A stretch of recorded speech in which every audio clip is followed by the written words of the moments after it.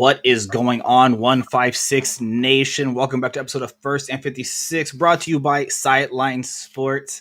Obviously, a different crew than you used to seeing here. Obviously, Rondo Griffin, your host as always. No Marcus Martin, no Anthony Gulick. I'm not going to fly solo, so I brought a faithful friend of the show, runs his own thing as well. I've been on his podcast multiple times. He's been on here multiple times. You've seen him before, but Adrian Reyes, once again, take one for the team podcast on Spotify. Check it out, but welcome to the 56, bro. Hey, Rondo. Hey, everybody. Thank you again for the invite. Happy to be here. Not happy about this season, but we're going to get into that in a minute. But again, thank you for inviting me again and ready to talk some Colts. Yeah, so, let's get into it. You prefaced it a little bit, obviously. Sitting at 0-2, two ugly losses, not pretty. When you get to the core of it, there's some things you could take from there. But, I mean, Adrian, you start off the season 0-2. Statistically, across the league for a lot of teams, an 0-2 start is almost like a death sentence. What did you take from both games? I feel like the Houston game, there's a lot of positives. I didn't feel as bad as the one in Green Bay. I felt that Richardson was back. He finished the game healthy. The run game was, again, going with JT. Few other things like the revert, I guess, of Alec Pierce, that we were asking more for him, and finally we got those shots. Remember we talked about, I believe, either my podcast or yours last year. I'm like, this is going to be his make or break year, and with Richardson, he's going to have the chance to get those bombs, First play of the season, he got one of the, if not the best play of the year, candidate at least for top 3. So we might see that in the NFL honors ceremony down in February. But a lot of positives. Again, the Colts always come up short on those games. Something mentally is happening with them. I don't know if it's because of the youth, a little bit of the depth. But what happened last Sunday in Lambeau Field, definitely 3 steps backwards. Something that I heard on a couple of podcasts, Anthony Richardson's first true road game, it could be through, even though he played a little bit in Houston. He did not play in Baltimore last year, and the last 2 games he played in the season were at Lucas Oil. So his first real taste of what's home field advantage for the other team, it didn't look good. I feel, Rondo, that something I said last year, it's happening, which is he's actually going through the rookie season ups and downs. The first game of the season, he was able to throw those bombs, those deep passes. Next week, coaches have film on that. Okay, we're going to take that away from you. Beat us on the short game, And that's where Richardson is being struggling a little bit. His passes is still a little too high, in my opinion. I can see it on the 3-and-1 that he had to JT. I remember that was a constant last year. Then defensively, I think if something was a strength last year was the run game. We always complain about the lack of depth in the defensive backs. Now we can't even stop the run, even though we know they're running it. That was a pathetic effort from the Colts defense. Even though it was tweaked a little bit in the second half, still the damage was done, and the Colts weren't able to, even though the Packers gave us a lot of chances, come back in that game. So if it would have been opposite, I would have felt better going into Sunday. But just the fact that the game on Sunday just happened, and that's the last thing that you saw on this team, and added to the injuries of Buckner, Matt Gay's playing hurt. He's no longer reliable. We're paying a lot of money for him. I don't know, Ron. I feel a little bit of mixed feelings, but more towards the downside of it. Right. Everything you said is I perfectly agree with it. And it's very confusing, you know what I mean? Because I remember we were on your show, I think it was 2 years ago. Before his rookie year, where you said we're a quarterback away. And then obviously we get last season, he only plays 4, but Minshew nearly gets us into the postseason. Right. So we're thinking at the end of the year, and again, I think it was on your show, we're just like, we're ready. We're absolutely ready. We just need this draft, get some guys in, and we're there. Now, obviously, we didn't go get a tight end like you wanted. We didn't go get a corner like how I wanted. No. But you still looked at it and we're just like, all right, we didn't do those 2 things. But kind of like you said, the defense was strong. We got to the quarterback. We stopped the run. We're okay with that. And Alec Pierce gets unlocked because he no longer has a noodle arm quarterback. You know, and like you said, we saw that in week one. Obviously, you know, yes, 9 for 19 on paper looks bad, but when 3 of those passes are going for 50 plus, you take it absolutely. And even then, you put up 20 points on the board, 7 of it obviously aided by special teams, but you lit up the scoreboard. You lost by 2. You lost by 2 to a contender. No one's gonna take fault of that. You know what I mean? Then one curse, whatever. It's that Packers game where, for a lot of us, ourselves included, where it's just like, all right, stop, timeout, what is happening? We did not just lose to a backup quarterback who has never thrown for over 100 yards in his career against a team where everyone and their mother knew they weren't going to pass the ball. When we previewed it, I said expect a Tim Tebow game. He's barely going to throw the ball, if any. I believe at one point in the game where they had 20 rushes and 2 passes. And, and I was making the joke, but I was kind of half serious with that. Hey, by the way, guys, Josh Jacobs is his career high in yards is 229 and a career and an NFL record for rushing in a game is like 406 or something. Yeah. Because he was on pace for that. He was on pace for that. He was on pace to demolish both of those. Yeah. And like you said, second half turn around, but at that point, the damage is done. You're down and you're unable to get anything going. So it kind of puts you in this weird situation. It's like, look, we're not supposed to be in this rebuild mode. Yes, he's technically still a rookie, but like I said on your show again, I was like, yeah, he played the 4 games, but I'm like, but he got that NFL, he got that live experience for 1, and he sat on the sideline for 2. I'm judging him harder than other people. And now let's be clear. I'm not saying you're going to bench him like Bryce Young because he's the youngest starting quarterback in the league. There is going to be growing pains. This is growing pains. Like, not sorry. Like, we don't get the privilege of getting an Andrew Luck to pop right in and hit the ground running. But he still had growing pains too. Exactly. Yeah. That's the thing. It's like the guy that we have. It's like you don't draft him for what he's going to do right now. You draft him for what he's going to do down the road 5 years later. Now, obviously, we want that taste of the postseason. You talk the Chris Ballard era. This is year number 8. He's only had 1 playoff victory. And fans are kind of up in arms. We're antsy about it. You get the calls about his hot seat. But the fact of the matter is that he's the youngest quarterback in the league. It's going to take time, and it's a sucky thing, but we have to be patient. The problem, Rondo, and something that you said yesterday when we were having that debate, if he should be the starter, of Minshew should be the starter, and I was more in the boat of whoever is ready. If the coaches think he's ready, let's put him in. You were very reluctant saying that's why you drafted him, get him the reps. At the end of the day, not having the reps from week 5 to week 17 or 18 cost him. Because you can be near the sideline, you can be as much as included in those conversations in the quarterback room, but if you're not having those reps, it's gonna cost you. You're not getting the experience. And also, not going to the fact that he only started 13 games in college. He only played 2 seasons.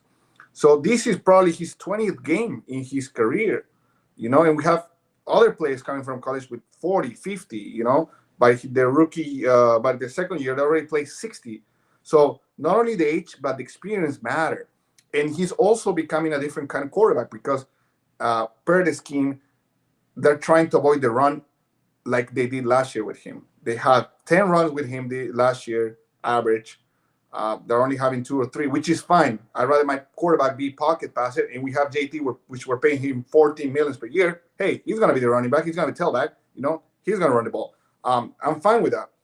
And the other frustrating thing is that going back to last year, on week 1, we saw the things that this team is able to accomplish. The things that we were asking and hoping, throw those passes, run the ball consistency, offensively at least.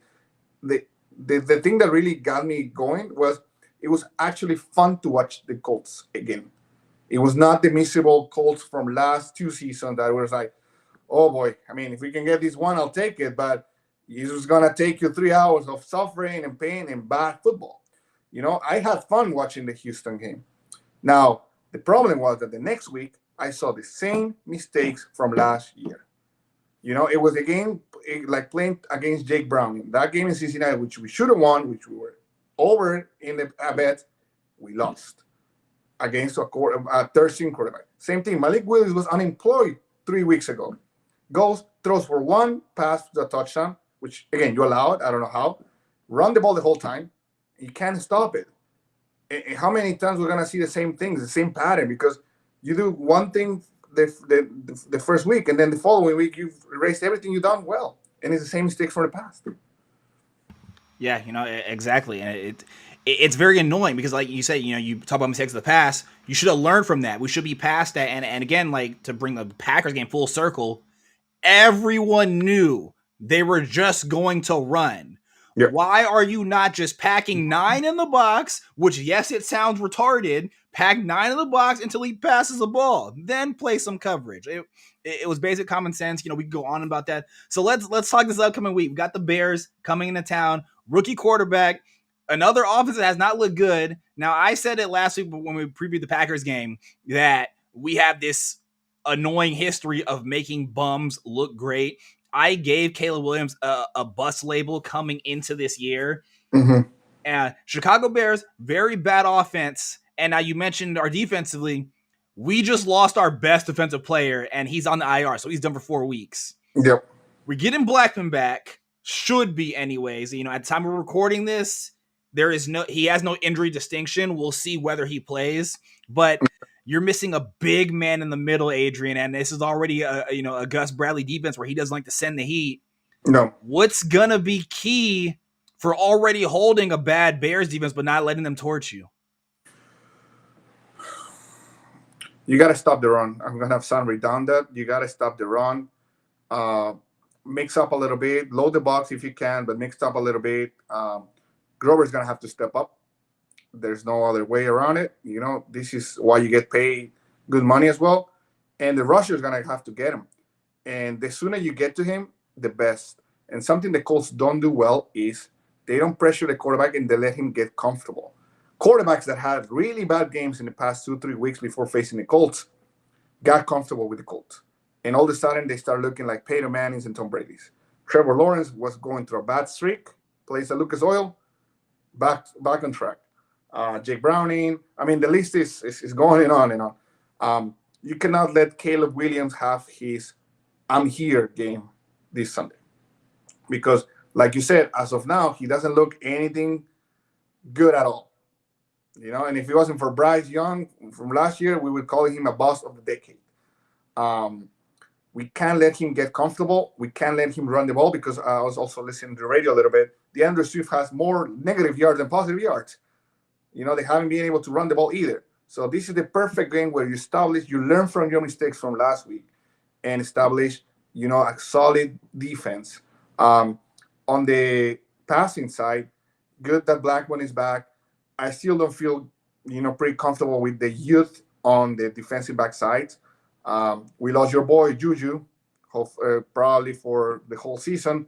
Something we need to talk about, because the talent is there, but, man, he got to keep healthy. And they didn't bring anybody back, at least with experience. So that secondary, again, once we start facing real quarterbacks, which I think is going to be down in week 8 or 9, it's going to look bad if they don't make some improvement. So this is the perfect game to cover those mistakes. You're getting a team that's not looking good, barely won the first game. They got embarrassed on Sunday Night Football. Let's get that W. Let's get Lucas Oil and let's get that W. Yeah, 2 things you said there. Number 1, though, of the don't let him have his "I'm here" game, 100%. Heck, that might be the title of this video, just because that is going to be so key. And because, like we said, he has not looked good. He has not looked good. Yeah. And, as of right now, Keenan Allen's out. So he's already down a weapon. So we don't get that excuse of, like in Houston, to where we keyed on 3 receivers. That's why Joe Mixon went off. So as of right now, he's down to Odunze and he's down to DJ Moore. He's down. DJ Moore's not playing? No, DJ Moore. I'm sorry. Keenan Allen is out. DJ Moore is playing. Odunze is questionable. Okay, got it. Yeah, okay, Odunze is questionable, but Keenan Allen is officially out. Yeah, but again, I'm gonna go back to last year, Rondo, when the whole Texans wide receiver core was injured except Nico Collins, and he put almost 100 yards. So these little phrases just come and hunt us, So something wrong with Colts. Right. I will say, and I think obviously we talked about Caleb Williams not getting his "I'm here" moment. Guess who's making his return to Lucas Oil? Eberflus. Well, okay, Eberflus won. Player wise, Matt Pryor is starting at guard. So you want to talk about I'm here game? This needs to be Latu's I'm here game. The script is there for him to just destroy Caleb Williams with Buckner out and the revolving door that is Matt Pryor starting. Yeah. I'm going to put another statement. If the next two games, because Pittsburgh's offense also looks horrible, both at home, the defense managed to put pathetic efforts like they did in Lambeau Field, Gus Bradley should be in the building in October. There's no way around it. I'll do you one better. I was genuinely surprised that he even came back to start this season. I firmly was under the belief that Eichen was going to get his own guy. And you remember, Gus Bradley is a right guy. It's not even Steichen's guy. So I'm genuinely, I honestly, I think whether success or not, I think he's gone this year no matter what. The only thing I think that saves his job is a Super Bowl. I can agree with that. But I mean, I'm just saying that because he's the first scapegoat and he's the easier one to fire because you're not going to fire Ballard. This is all about Ballard. Like the lack of defensive end help is on Ballard. You cut cornerbacks that you drafted late on the rounds. I mean, if they don't perform, perfect. But it's just looking back. And what I'm really upset about Gus Bradley is that he is just too predictable. Okay, he doesn't have all the tools, but he still is too stubborn to change it a little bit, to make the things that work succeed, to put them in the right position to succeed. And that's what's been killing the Colts lately in defense. Players having to step up too much. I mean, I cannot ask Jalen Jones or Dallas Flowers to step up and play the level of Gilmore and Kenny Moore. They're the young receivers. They don't even have that talent, but that's what is expected from these players. And unfortunately, you're putting them in a bad position. So I can blame the system. I can blame the coordinator. But at the end of the day, it's also a lot of blame on the GM. And Ballard's not leaving at least till the end of the season. Yeah, and so here's the thing, and I agree with you, and partly I'll get into that. So obviously, you need athletes, that's a given. But coaching can elevate, you know what I mean? And and like you said of that, he's so predictable. It's not so much that he's predictable, but it's that the defense he plays is outdated. You know what I mean? Everyone goes. The defense we play is practice defense. Quarterbacks will chew that up. All these guys, we talk about the experience of them playing in college or whatever. This is what they do. If you just do that sit back crap, it's not gonna work. And I made the kind of crazy statement on our past show, and I was just like, look, if you had a D line of the Bosa brothers, Aaron Donald, and TJ Watt, and you set no one else, even they're not gonna make it home every single time. You know what I mean? So now imagine doing that with our group, where maybe Buckner is in the slight conversation with those names. Yeah, you know what I mean? Like it's a failing defense. It doesn't work anymore. Go back to the days of Freeney and Mathis. Even if you take those two and throw them on this line and only send 4, they're probably not getting home that much either. The league has changed, it's different, and even then, how many times did we see Malik Willis take off and run? How many times did CJ Stroud get out or extend the play? Like, gone are the days of the pure pocket passer who's just gonna sit there and the pressure gets there. It's like, oh well, they got me, I'm going down. Everybody can move. That sending 4 crap don't work no more. Yeah, I can see that. My question was going to be, and I think you answered half of it, but on the backside, on the soft coverage, you think with better personnel, this defense will look better? I don't think so, just because I'm a firm believer of you can only cover for so long. You know what I mean? And like, let's use Andy Richardson, who has been talked about his bad accuracy. Week 1, he's 9 for 19, but those 9 completions did damage. You know what I mean? Yeah. He was under 50%. Yeah. And he still did some damage. So, again, like how I had the argument of how you could have the Bosa brothers and Donald. So you could give us the Legion of Boom back there. and they still might get torn up just because of how you're only relying on sending 4. If the quarterback has all day, he's going to find a spot. Okay. I don't know. Fair enough. But yeah, I mean, defensively something needs to change, because if you go with this defense to the rest of the season, I mean, we're gonna either be playing shootouts or we're gonna get our ass spanked, like in Green Bay. So something needs to change defensively, and if we don't make the change now, I mean, forget about the season. As simple as that. Because as much as excitement offensively, now I want to change the subject to that. We have really good weapons. We have really good young players. Josh Down, I think, is gonna play this weekend, isn't he? I don't think he was on the injury report. As far as I know, on injury report, per his own mouth, he said he's leaning towards playing, so it's looking like it. Well, that's great, because the few games that we saw them together, Richardson relied a lot on downs, and with no tight end, when the home run is not there, he's going to rely on those short passes and downs. Is really an expert to get open and to get those short yardage for him. JT needs to run the ball. There was a big controversy of not him playing the fourth quarter. I want to get my input on that. I understand sort of it, because the Colts were down and he was not showing, the pass consistency. He was also tired. I can buy those things. I'll buy those things.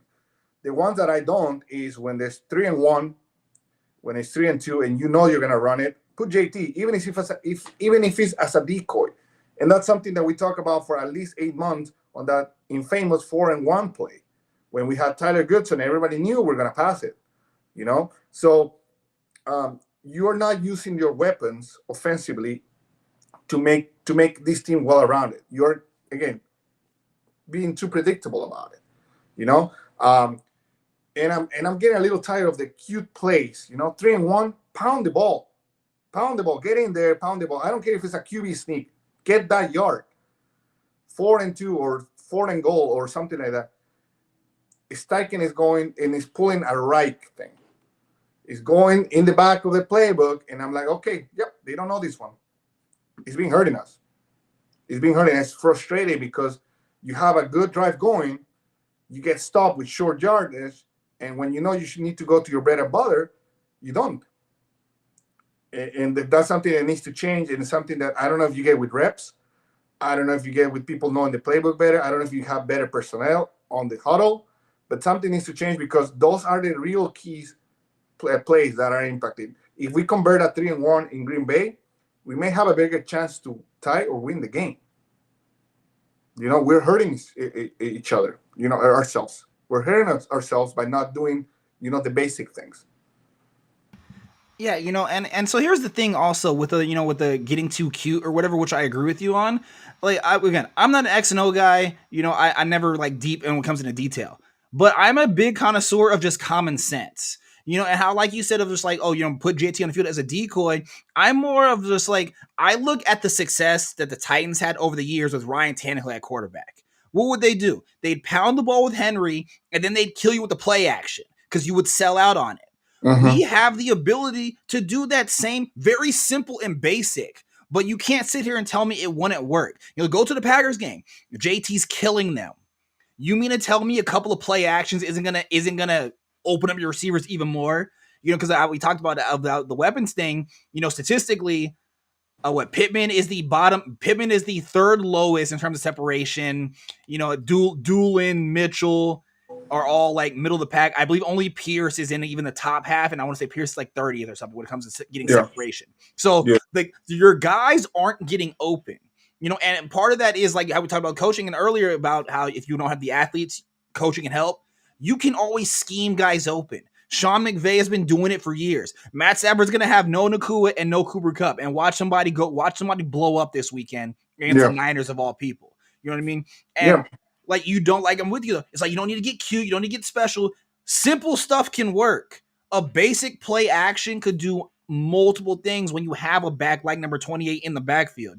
And so I'm with you on that. It's really going to boil down to, really, annoyingly enough, with the phrase of last year with Matt, or 2 years ago with Matt Ryan to hit the layups. That's all it's going to come down to. But it's give the opportunity for easy layups. Yeah. again, we talk about dealing with a young quarterback, barely any starts. He's the youngest QB in the league, and there's going to be growing pains. Make his life easier when you call all these cute plays and you're basically relying on him to be Superman. You're not so much you're going to discourage him, but it's going to be counterproductive because it's either we splash big or it blows up. There's no middle ground there. Yeah, I agree. No, and you just touched the perfect point. Help Richardson, and I don't think most of the needs were addressed, especially in the tight end. The offensive line is giving him time. I haven't seen him getting too much pressure or sacks. JT's been running the ball very consistently. We got to get him going as well.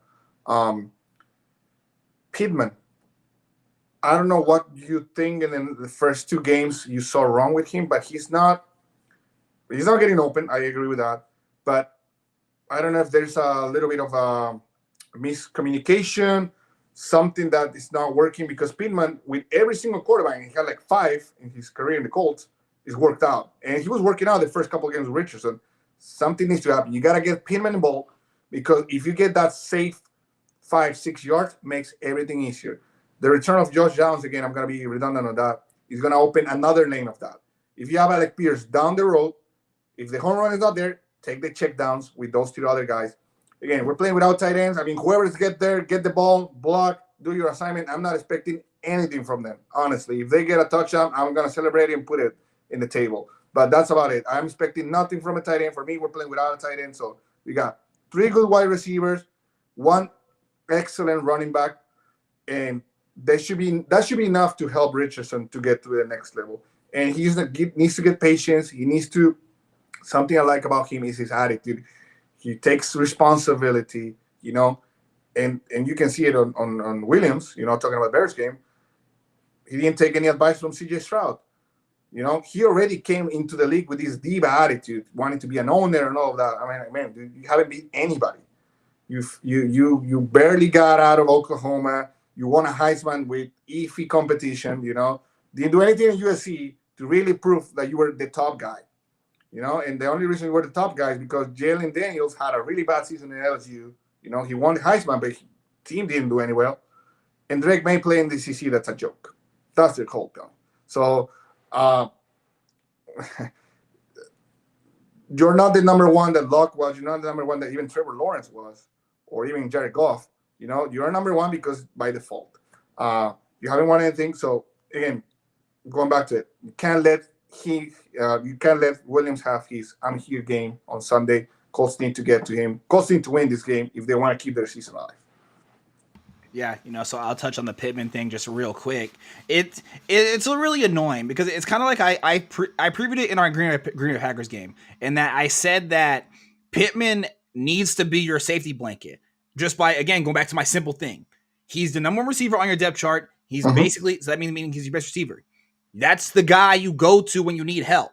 Like I've said in the past, when the Vikings need help and need a play, the ball's going to Jefferson. No matter what. You can put the whole team on him, the ball is going to Jefferson. Name any team in trouble, ball is going to that guy. That needs to be Pittman for Richardson. Pittman's leading the team in targets right now, but we're not seeing the results from it. The splash, and this thing, Pittman's never been splashy. Pittman has always been a volume guy. He's never gonna stretch the field. He's never gonna lead the league in yards or anything. But what he is that just you throw it, I will get it. Now there was one pass in the Packers game where he was absolutely blanketed and you didn't even give him a chance to make a play on the ball. But like you said, Richardson has the best rapport with Josh Downs, definitely. But if he wants to have success with his Colts career, he needs to understand that Pittman needs to be his safety blanket. Yep. That's the guy you need to kind of pepper the targets with. Pierce and Mitchell can be there for the splash. Downs can be there for the check downs. But in terms of Mr. Reliable, that's going to be Pittman. Yep. As soon as that connection gets going, Rondo, we're going to have better drives. Because I feel like the Colts, especially in the first Houston game, it was boom or bust. Boom or bust. In the Packers game, a little bit with the run, we got some drives going, but it still gives me the impression that the Colts cannot put a good, decent drive offensively on there. It's still, I don't know if it's the lack of experience. I don't know if it's because, again, Richardson's back on the game. Many reasons, but the Colts need to be able to put sustainable passing drives down the field.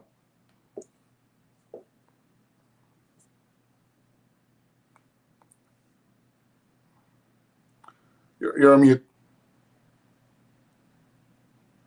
Okay. I can't hear you, Rondo. Okay. There you go. So obviously, before we end off this one, betting wise, the Colts are 1-point favorites as of right now, basically a pick 'em. So Adrian, hit me with your final score prediction. Give me Colts 28-17. 28-17. I like it. I'm gonna go 24-10. Let's. Yeah. I think we both said of the don't let Caleb Williams have his I'm here moment. I think you just need to crush his spirit more. And I think 10 points will do it. So yeah. Is it a must win for you? Yes, absolutely. It could be only because you lost in week 2. If you beat the Packers, it wouldn't have been a must win. But after that game, must win. Okay. That being said. All right. So can't thank you enough for obviously jumping on here. Real quick, let all of our viewers and listeners know where they can catch and find you. Sure. Yeah. Like you mentioned in the intro, I have my podcast, Take One for the Team. I've been putting recaps of the games right after the game, hot-headed. You're not going to get the best analysis, but you're going to get what I felt about the game right away. I'm going to be bringing Rondo a few times this season as well. So you'll get to hear him as well. We sometimes we get into debates like today, and you don't want to miss them. But it's on Spotify, and it's finally on Apple Podcast. I was able to finally do it after a year. So you can catch me on those two. Like I say, Take One for the Team, Colts recap games right after the game. Or if I'm busy or something, it's going to come that night or the following morning. But I tend to do it right after because I don't want it to think about it too much. I wanted to see a fresh, raw reaction of what happened. All right, there you go. You heard it here. Obviously, give him a follow on Spotify. He's on Apple now, so all you iOS people definitely jump on that. Like I said, he's been a friend off the air. He comes on here many times. I've been over there. Great work. Again, happy that you got into the game too. I know you were excited about it, so glad to see you still sticking with it. But obviously, that's gonna do it for this one. Behalf of myself and my guests, Sideline Sports. Gulick and Marcus can be here, but obviously shout out to those guys as well. But that's going to cut it out for this one. 156 out.